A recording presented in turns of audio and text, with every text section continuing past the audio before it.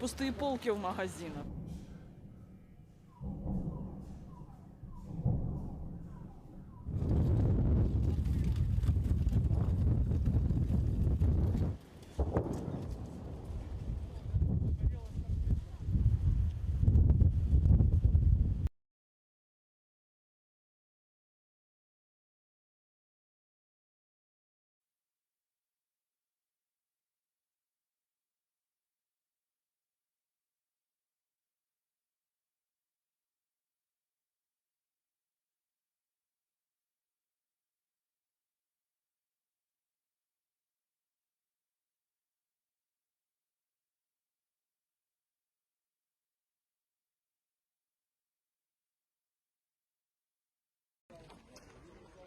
Ten days of war, and here is the response of the Russian terrorists to NATO's decision.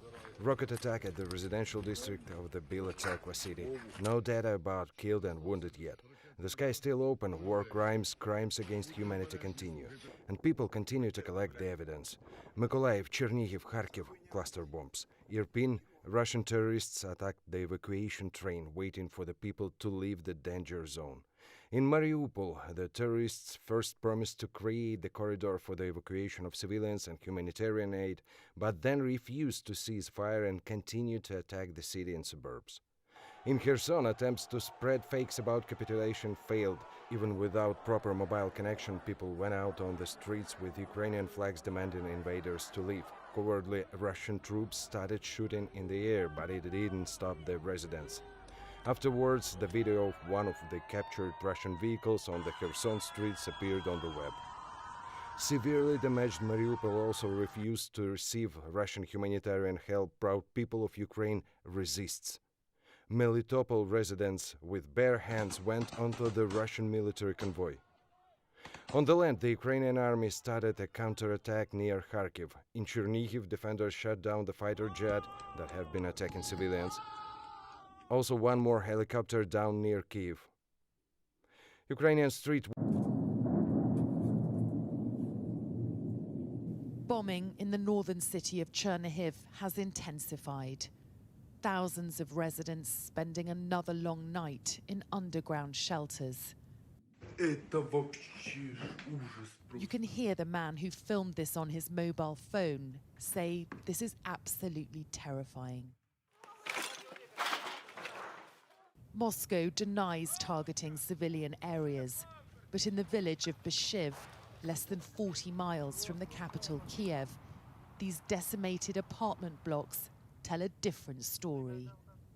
Ukraine has been plunged into a living hell in less than 2 weeks, and in a nighttime address to the nation, a war-weary president accused NATO of not doing enough. All the people who die from this day forward will also die because of you, because of your weakness, because of your lack of unity. Today, the Alliance has given the green light to the bombing of Ukrainian cities and villages by refusing to create a no-fly zone. Russian bombardments have stepped up in cities across Ukraine. Smoke rising from these warehouses just 12 miles from Kiev. In his latest address, President Putin said there are no bad intentions towards our neighbors.